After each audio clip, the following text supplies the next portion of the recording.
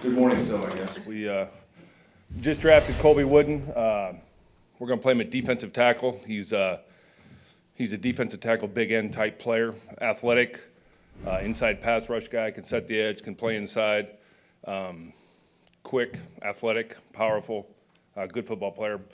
Really adds, a lot of versatility to our defensive line. Can he play defensive tackle at, what, is he 275 at the combine, or is he going to need to work on that? Oh, he can definitely play that. I mean, he played it last year.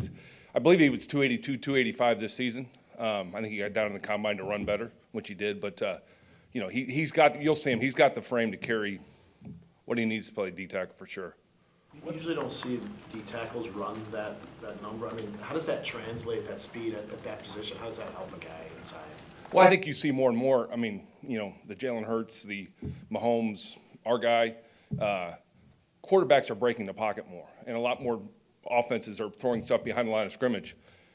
So with the screen game and all that, it just helps those guys chase plays down and make plays. So, I mean, we need to get faster as a defense, as an offense, because the NFL is getting faster, and he definitely brings that to our defense. He's got a good burst. How's his technique as far as the arsenal? I mean, he's a young kid. They all need to get better, but he plays with his hands. He's coordinated. He's a good athlete. I mean, they're all going to get better. Coach Montgomery does a good job with those guys. I'm sure he'll work with Coach Rebs as well in the pass rush stuff, so that won't be an issue. When you talk about versatility, what do you mean exactly with the D tackle? He's going to be. I just mean the ability to play A gap, B gap, C gap. Same thing you do with those guys. You see Devontae and Kenny and all those guys play up and down the line of scrimmage. He just has the ability to play multiple spots because of his frame, his size, and his athletic ability. So versatility, just play multiple gaps. But he's an inside pass rush threat for sure. Van Ness can rush from inside too, obviously. When did you start to see maybe the college game first start to shift this way, and now it's trickling into the NFL where you want quicker guys and the 330-pound guy isn't typical anymore? Yeah, I think just the same thing we just talked about, just the speed of the game and just the lateral speed needed to go make plays on the edge and the quick screens and the jet sweeps and those kind of stuff. Just more athletic guys that can be physical to set the edge, can hold double teams, but also really more than anything, just chase things down. And we don't expect them to chase plays on sweeps and that, but the plays that cut back or the plays that aren't run properly, they can go get. So I think it's just the nature of the offenses now of, speed sweeps and screens and just more athletic, more speed. I mumbled there. I meant when. When? I'm sorry. No. Shoot, I would think in the last 10 years for sure. I would say more in the last 5 or 6. Without thinking too much about it, it's just the evolution of the game of getting more speed and skill guys and not necessarily the big bruisers as much anymore. But I would say the last 5 or 6 years for sure.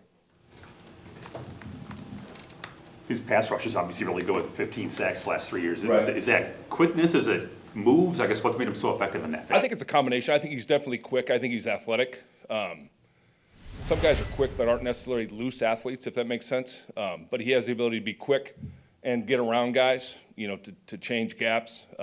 He does play with power. And then you see the speed as well. A pretty good motor, too. So I think it's a combination of a bunch of things, but quickness and fluidity of just being an athletic player. I know you do this for a really long time on all these guys, but when did he become kind of a guy that you guys really started to like?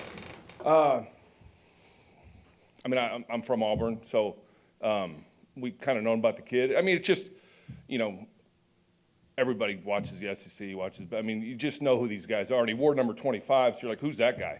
And they had the young man that, the Hall kid that Seattle took earlier, wore 29. So just you see a big kid wearing that number, and then Derek Brown coming out before him. He's kind of in a line of Auburn athletic D tackles that have come out. So, I mean, you knew who he was as the freshman. And he's still developing. Technique was mentioned earlier. He's still developing as a football player, but you saw the size and athleticism as a freshman. Does it help to get noticed when he moves a little bit like a 25 too?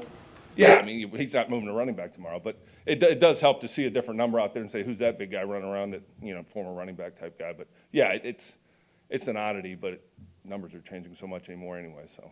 Pat, he had the 3 forced fumbles last year. Could you kind of see that nose for the football a little bit with him? Yeah, and I think it's just because his quickness and athleticism, he kind of sneaks up on guys at times and catches guys from behind that they're not used to seeing. You know, I mean, I would imagine a lot more fumbles or calls from guys coming from behind than they are straight on. So I just think the speed and the athleticism show up in his ability to get plays from behind. And, you know, a lot of those teams do a great job now of attacking the ball when they tackle. So I think it's a learned trait, but I think it's also a skill set of just catching guys. Have Did you one more see thing. him in a two-point stance at all, you know, standing up or anything like that from the edge? Did they- Yeah, they did that a little bit. They moved him around a little bit, and he would do that at times, but, you know, that's probably not his best trait, but he can definitely do it. His athleticism definitely stands out, whether he's in a two-point or a three-point. He can do that, but more because of his physical traits than necessarily best fit scheme-wise. So Pat, when you have a guy like him, and I'm not speaking specifically about him, but when you have a guy that maybe could go one way or the other, maybe Right. you can be inside or maybe Right. you can't put him on the edge, how do you guys, what's your process for figuring that out? Because you're obviously very clear on what you want to do with Colby. Well, I think it helps to see it. I mean, more and more teams are playing guys multiple spots where, you know, they might be an outside edge on rundowns, first and second down per se, but then they move inside on pass rush down. So I think you see it. I think you just see the athleticism of a guy and his ability to do it. Then you have to figure out if they're big enough and strong enough to do it. If they're inside, can they stop the run as well? So I think it's just an evolution of who the kid is. Have you seen him do it? And what are his physical traits to be able to do it?